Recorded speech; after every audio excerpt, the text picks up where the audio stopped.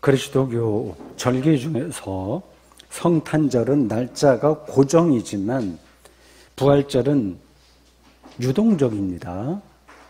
우리나라 고유 절기인 설날이 음력을 따르기에 매년 달라지듯이 부활절은 유대력으로 니산월 1월에 해당하는데 14일에 시작하여 일주일간 계속되는 유월절과 연동되기 때문입니다.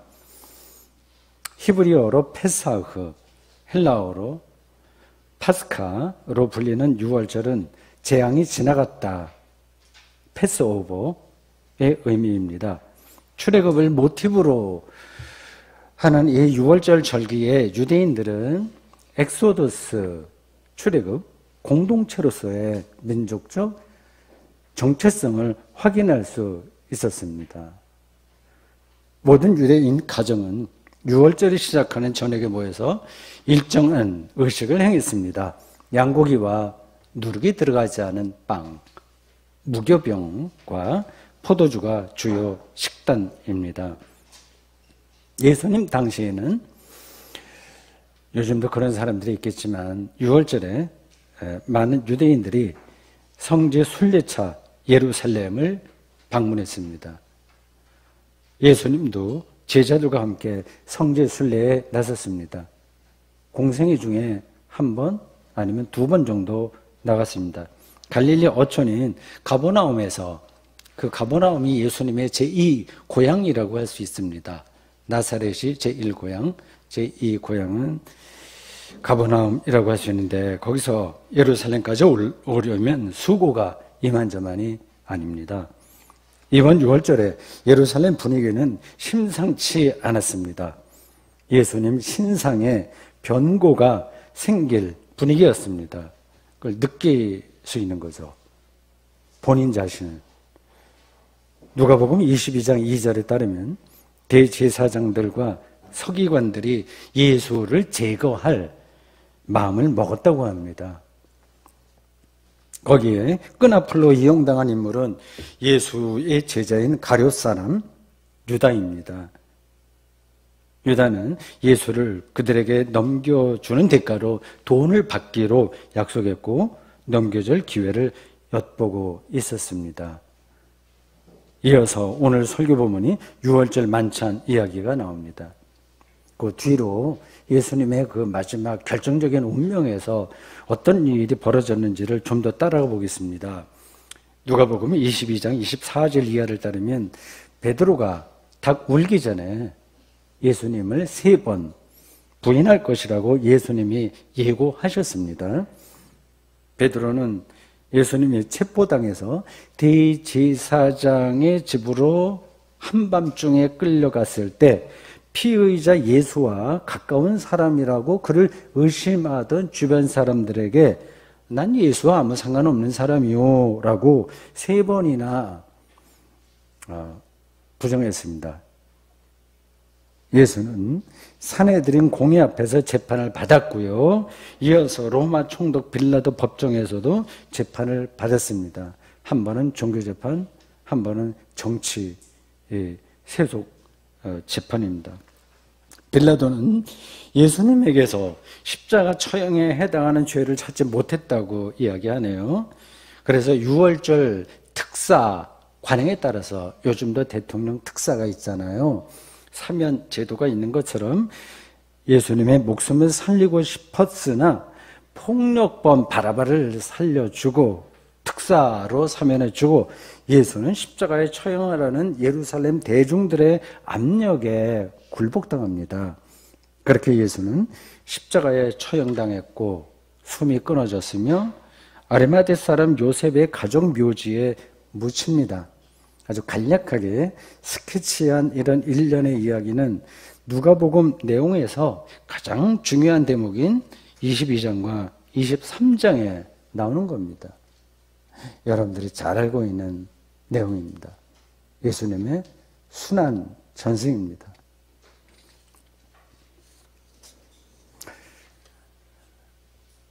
예수님은 정치범이 아닌데도 왜 정치적 반역자에게만 해당하는 로마법에 따라 십자가형을 받은 것일까요?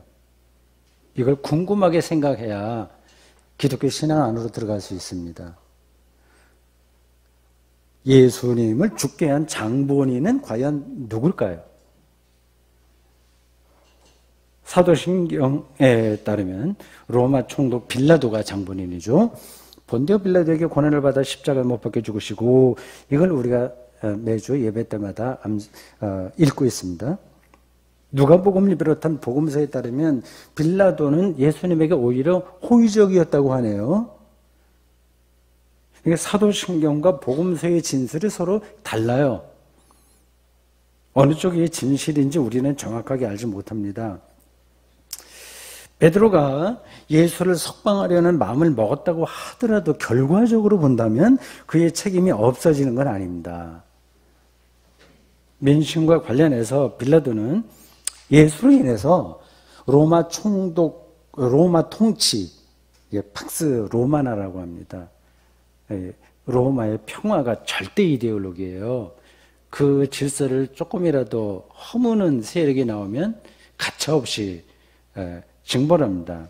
로마 정치 질서가 흔들릴 수도 있다고 분명히 빌라도는 판단했을 겁니다. 로마법은 이런 자를 일벌백계로 다스려야 됩니다. 이게 로마법의 한계이자 이중성입니다. 로마법만이 아니라 오늘의 모든 실정법도 모든 사안을 칼로 두부를 자르듯이 명백하게 처리할 수 있는 맞는 기계가 아닙니다. 법원의 1심과 2심과 3심의 결과가 달라지기도 한다는 데서 이를 확인할 수 있습니다. 그 법에 따라서 억울하게 죽은 사람도 많지는 않으나 또 적지도 않습니다. 예수를 체포하여 종교재판을 거친 다음에 빌라도 법정에 넘긴 사내들인 공유회가 예수 죽음의 장본인일까요? 복음서의 진술만 따른다면 분명히 그렇습니다. 앞에서 인용한 누가복음 22장 2절에서 보았듯이 그들은 예수님을 제거할 음모를 진작에 꾸몄습니다. 블랙리스트 1번이었죠. 예수가 말이죠. 그런데 초기 그리스도교 역사를 보면 사내들인을 장본인으로 여기기는 조금 힘들어요. 예수님 제자들과 그의 동생인 야고보와 초기 추종자들은 예수 죽음 이후에 예루살렘을 떠나지 않았을 뿐만 아니라 유대교의 총본산인 예루살렘 성전 출입을 계속했습니다. 만약에 사내들인이 장본인이라고 한다면 빨리 거기를 벗어나야 되는 거잖아요. 그렇지 않고 계속 거기에 머물러 있었습니다. 학자들의 설명에 따르면 사내들인이 당시에 두 종류가 있다고 하네요. 공적인 기구로서의 사내들인이 있었고 비공식 기구로서의 사내들인이 있었다고 합니다. 아주 전문적인 신학의 문제예요. 비공식 기구로서의 사내들인은 대제사장 안나스와 그의 사위로서 예수 당시의 대제사장인 가야바의 조언 그룹입니다. 고문과 비슷한 역할을 하는 거죠. 예수를 신문하고 빌라도에게 넘긴 이들은 비공식 사내들인이었다고 합니다. 공적인 기구로서의 사내들인이 유대교를 실제로는 대표하기 때문에 예수 죽음에 대한 책임이 사내들인에 있다고 우리가 말할 수는 없는 겁니다. 비공식 기구가 그걸 처리한 거예요. 다만 자기 민족의 선지자인 예수가, 우린 그리스도로 믿지만 유대교에서는 예수를 선지자로 받아들이잖아요.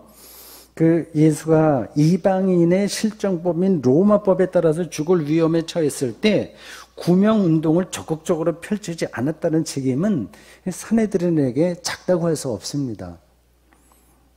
비유적으로 얘기하면 일제시대 때 우리 독립군이나 이런 분들이 헌병에 일본 헌병에 체포당했는데 우리 나라의 유지들이 방관했다. 그런 정도의 책임은 분명히 있는 거예요. 단테의 신곡 연옥편 제7곡에는 적극적으로 악을 행해야만 죄인이 아니라 필요할 때 행동하지 않은 이들도 연옥에서 정화 과정을 밟아야 할 죄인으로 나옵니다. 재밌어요. 사내들인에게 이러한 잘못이 있다고 볼 수 있죠. 여기 예수 십자가 죽음에 연루된 또 하나의 집단이 있습니다. 이 집단에는 우리도 포함될 겁니다. 예루살렘 주민들이 그들입니다. 우리가 그 당시 살았다면 대다수가 여기에 포함됐을 거예요. 그들은 예수에게 처형을 내리겠다는 체형, 그러니까 때려받고 방면하겠다. 체형을 내리겠다는 빌라도의 생각을 다수의 힘으로 뒤덮었습니다. 누가복음 23장 21절이 이렇게 보도합니다. 그들은 소리질러 이르되 그를 십자가에 못 박게 하소서, 십자가에 못 박게 하소서 하는지라. 두 번이나 반복하죠. 제가 청년 시절에 그 교회에서 합창단 같이 대원으로 활동할 때 이건 무슨 합창이기도 하고 하여튼 특별한 방식으로 부른 노래가 있는데 기억이 납니다. 이 십자가에 못 박게 하소서가 합창으로 크게 울리는 거죠. 예루살렘 주민들이 예수님을 십자가에 처형하라고 시위를 벌인 이유에 관해서 우리는 사실은 소상하게 알지는 못합니다. 근데 분명한 사실은 하나님의 백성이라고 자처하는 예루살렘 주민들이 오히려 하나님의 아들을 죽인 책임이 있다는 사실을 복음서 기자들이 짚었다는 겁니다. 그걸 비판하고 있다는 겁니다. 예루살렘 주민과 예수 처형 문제는 단지 유대교와 그리스도교의 관계만을 말하는 게 아니라 일반 주민들, 말하자면 민중이라고 불리는 이들의 속성을 정확하게 혹은 간접적으로 말한다고 저는 생각합니다. 민중 또는 대중 또는 시민이라 불려도 되는데 그들은 우리도 다 포함되는 거예요.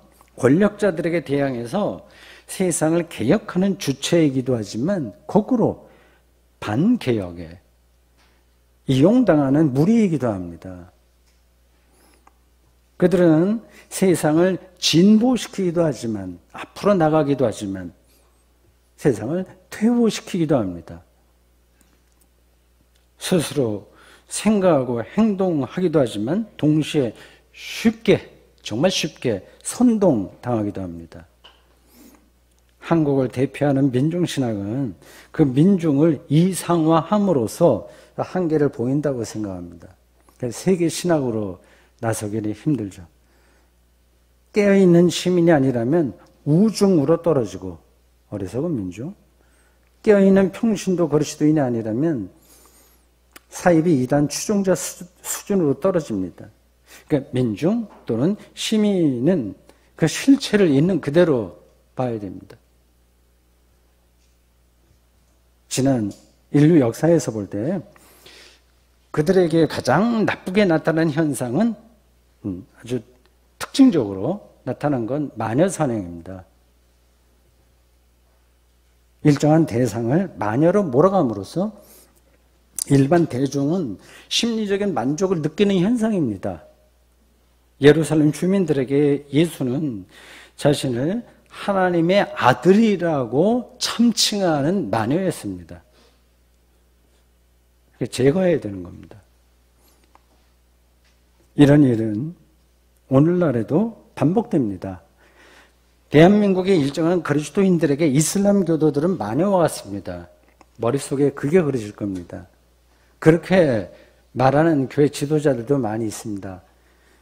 동성애자들도 만회입니다. 공산주의자들도 만회입니다.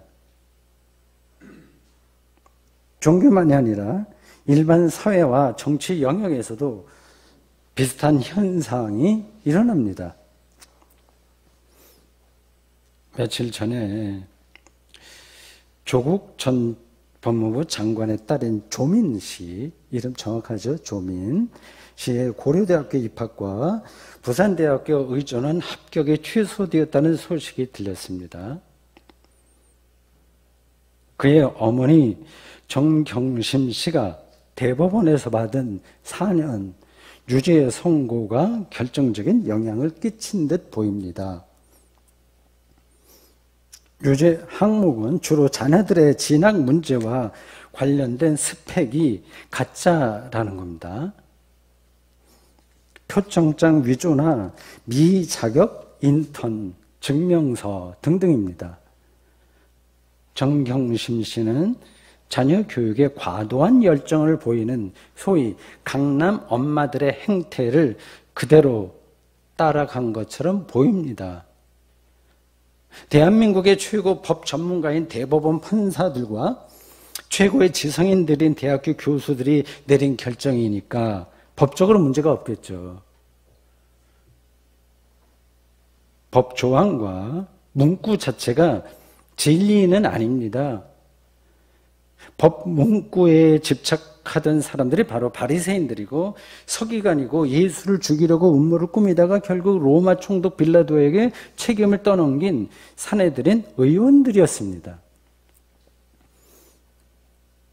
20대 인생, 대학교부터 시작한 20대 인생 전체를 부정당한, 지금은 뭐 의사 합격까지 하고 활동했다고 하죠. 어쨌든 20대 인생 전체를 부정당한 조민이라는 젊은 여성에게 벌어진 일련의 사건을 볼 때 마녀 사냥과 다르지 않다고 저는 생각합니다. 중세기 유럽과 북미에서 실제로 벌어졌던 마녀 화형 현장에서 그 마녀가 고통당하면서 죽는 것을 보면서 대중들은 심리적인 카타르시스를 경험한 거죠. 거기에서 자신들의 죄책감을 털어냈다는 겁니다. 인간의 심리가 이상하게 작동할 수 있습니다. 그런 방식으로 영혼의 평화를 얻을 수 있을까요?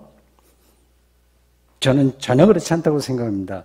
악을 악으로 갚는다면, 아니 작은 악을 10배, 100배 더 큰 악으로 갚는다면 영혼의 평화는 없습니다.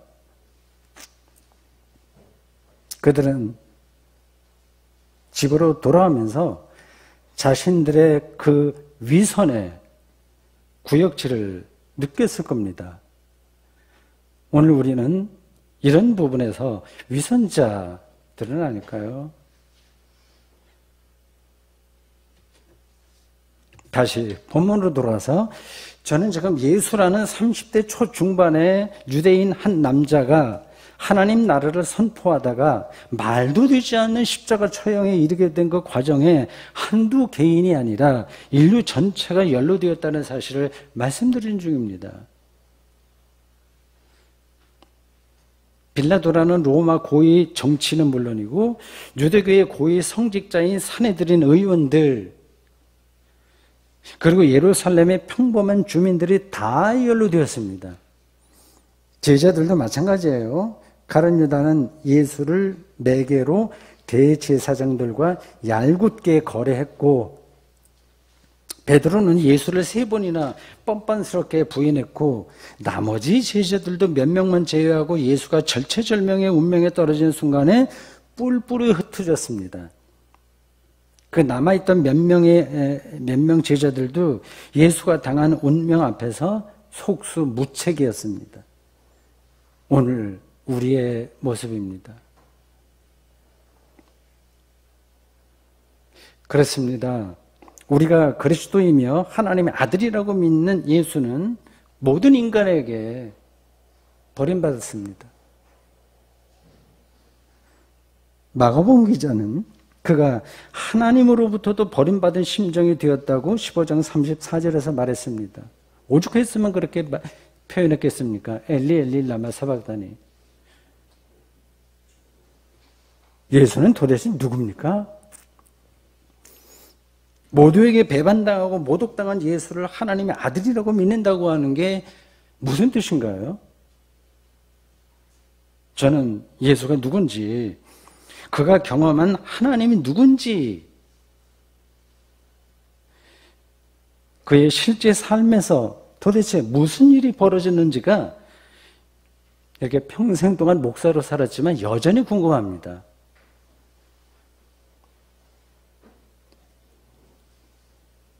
예수는 여전히 저에게 거룩한 수수께끼와 같은 인물입니다.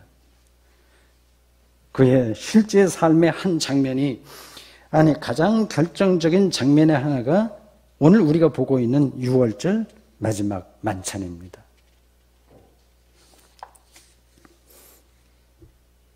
이번 유월절 만찬이 예수에게는 마지막 식사 자리였습니다. 따지고 보면 누구에게나 마지막 식사 순간은 옵니다. 사형수들에게 마지막 제공되는 게 식사라면서요. 마지막 호흡도 우리에게 기다리고 있습니다. 이렇게 봄꽃을 마지막으로 볼 순간이 멀지 않았습니다. 중력을 두 다리로 느끼면서 걷는 그 황홀한 순간도 마지막일 때가 옵니다. 예배드리는 이 마지막 순간도 각각 시간에 따라서 다 옵니다. 보통은 6월절 메뉴를 밥상에 차려놓고 연장자가 기도한 뒤에 시편 찬송을 부르고 즐겁게 먹으면 됩니다. 우리 조상들이 어떤 일이 있었지, 출애굽에서 10가지 어떤 위대한 하나님의 일들이 있었지 하면서 포도주도 마시면서 먹고 마시면 됩니다. 그런데 예수의 이번 6월절 의식은 색달랐습니다. 19절 말씀이 그 핵심을 이렇게 전합니다. 또 떡을 가져 감사 기도하시고 떼어 그들에게 주시며 이르시되 이것은 너희를 위하여 주는 내 몸이라. 토소마무 내 몸이라. 너희가 이를 행하여 나를 기념하라 하시고, 이것은 내 몸이라. 이게 여기서 이 19절의 핵심 문장입니다. 투토 에스틴 토소마무. 그리고 이어서 20절에서 예수님은 포도주를 내 피라고 말씀하셨습니다.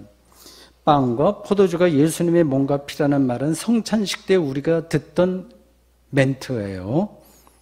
예수의 마지막 6월절 만찬에서 행해진 의식이 그리스도교 예배의 중심에 자리 잡은 겁니다. 그게 얼마나 혁명적이고 새로운 건지를 느끼는 분들은 감격스럽게 성찬식에 참여하실 겁니다. 예수님의 몸을 먹고 피를 마신다는 말은 예수 그리스도를 통해서 우리가 생명을 얻는다는 뜻입니다. 교리적으로 그렇다는 거예요. 우리가 평소에 밥을 먹고 물을 마셔야만 생명을 유지할 수 있다는 사실은 분명한데, 예수 그리스도를 통해서 생명을 얻는다는 말은 그렇게 명확하지가 않아요. 그래서 그것에 대해서 그리스도인들이 별로 생각을 안 합니다. 편한 것만 생각을 하고 사니까 우리의 영성이 깊어지지가 않습니다. 조금 안타깝죠. 그게 현실이기도 하긴 합니다. 예수 그리스도를 믿으면 죽어서 천국 간다는 말인가? 생명을 얻는다고 하는 게? 아니면 또 심지어 어떤 사람들은 이제 예수 믿으면 부자가 된다거나 어려운 일 없이 그냥 축복을 많이 받는다는 건가? 그렇게 생각합니다. 너무 극단적으로만 나가지 않는다면 이런 소박한 신앙으로 사는 게 무조건 나쁘다고 저는 생각하지 않으나, 그리스도교 신앙의 진수를 맛보기는 힘듭니다. 예수 그리스도를 통해서 생명을 얻는다는 말을 지금 마지막 식사를 앞둔 예수의 운명과 연결해서 생각해 보십시오. 예수님은 지금 죽게 되었습니다. 이게 마지막 식사 자리라고 하는 것을 진작에 알고 있었습니다. 그는 모두에게 혐오의 대상이 되었습니다. 저주받은 운명에 떨어졌습니다. 우리 그리스도인들은 바로 그를, 우리가 가장 두려워하고 있는 그 운명에 처한 어떤 분을 하나님의 아들이라고 믿습니다. 이게 말이 되나요? 그 이유는 하나님이 예수님을 죽음과 혐오와 저주에서 부활의 첫 열매로 건져내셨기 때문입니다. 그렇습니다. 예수를 믿는 자들은 비록 저주스러운 운명에 떨어진다고 하더라도 이제는 두려워하지 않습니다. 그 자리에 혼자가 아니라 하나님의 아들이신 예수 그리스도가 함께 하시기 때문입니다. 이 그리스도교 신앙의 엑기스입니다. 예수 그리스도가 함께 하신다는 말은 하나님이 함께 하신다. 임마누엘이라는 뜻입니다. 그 하나님은 창조주이시고 세상 완성자이시며 부활 생명의 주인이십니다. 바로 그 하나님이 함께 하신다면 우리가 저주의 운명에 떨어진데 무슨 걱정이나 두려움이 있겠습니까? 말이 그렇지 실제 삶에서는 나고자가 될지 모른다는 그 염려에서 벗어나기 힘들다 이렇게 생각할 수 있어요. 그게 뭐 인지상정입니다. 이 문제를 단칼에 해결할 수 있는 길은 없어요. 갑자기 일이라고 하는 차원에서 10이라고 하는 차원으로 기독교 신앙이 비약할 수가 없습니다. 왜 삶에 대한 이해도 그렇잖아요. 표현이 좀 그렇지만 이해하고 들으십시오. 유치하게 사는 사람에게서 고상한 삶으로 올라가기가 갑자기 되는 게 아니지 않습니까? 수행하듯이 그리스도교 신앙의 깊이로 조금씩이나마 깊이 들어가는 게 최선이에요. 그거 없으면 안 됩니다. 예배도 일종의 수행이고 예배 안에서 행해지는 성찬 예식도 수행입니다. 예수님이 제자들과 마지막 유월절 식사를 나누면서 주신 이것은 너희를 위하여 주는 내 몸이라. 토소마 무, 내 몸이라 라는 말씀을 조금씩이나마 더 명료하게 느낀다면 예수 그리스도가 여러분과 함께 하신다는 사실을, 즉 여러분이 예수 그리스도와 하나 된다는 사실을 따라서 하나님의 생명이 무엇인지를 더 분명하게 경험하게 될 것입니다. 그래서야 참된 안식과 평화와 해방감을 경험할 겁니다. 우리 신앙의 선배들이 딱 그렇게 살아왔습니다. 이런 경험이 가깝게 느껴지는 분도 있고요. 이미 저보다 그 신앙의 깊이로 들어간 분들도 많이 있어요. 그리고 좀 멀게 느껴지는 분들도 있습니다. 이걸 가깝게 느끼려면 무슨 뜻인지는 아시겠죠? 봄꽃 나무를 보고 그걸 가깝게 느끼는 사람이 있고 스쳐 지나가는 사람이 있지 않습니까? 이걸 가깝게 느끼려면 일단 삶에 대한 고정관념을 넘어서야 됩니다. 고정관념. 예를 들어서 세속 사회에서 활기차게 사는 분들은 수도원 생활을 참 밋밋할 거다 이렇게 생각할 겁니다. 그렇지 않습니다. 수도승들은 훨씬 근원적인 차원에서 충만하게 삽니다. 친구들과 만난 음식을 먹고 기분 좋게 술을 마시면서 인생을 즐기는 사람들은 혼자 책을 읽으면서 사는 사람의 삶을 불행하다고 여길지 모릅니다. 왜 인생의 재미도 모르고 왜 어떻게 저렇게 살지? 할지 몰라요. 실제로는 그렇지 않습니다. 저는 우리 모두가 수도승이 되자거나 외로운 독소광이 되자는 게 아닙니다. 여러분이 지금 확신하고 있거나 몰두하고 있는 삶이 너무 협소해서 하나님의 선물인 생명을 제대로 누리지 못하는 게 아닌지, 저를 포함해서 우리 모두 저게 잘났다고 여기면서 거꾸로 혹은 못났다고 여기면서 축제로서의 삶을 삿대질하는 싸움판으로 만드는 건 아닌지 돌아보자는 말씀입니다. 정작 중요한 대목은 놓치고 허상을 쫓고 있는 게 아닌지 말입니다. 체스터턴이라는 사람이 쓴 책 오소독시 정통에서 미치광이에 관한 정의를 이렇게 내려요. 표현이 굉장히 재밌습니다. 전곡을 찌르고 있어요. 미치광이는 자기의 이성을 잃은 사람이 아니다. 이성을 제외한 모든 것을 잃어버린 사람이다. 56쪽이에요. 이런 점에서 볼 때 현대인을 미쳤다고 말하지 않을 수 있을까요?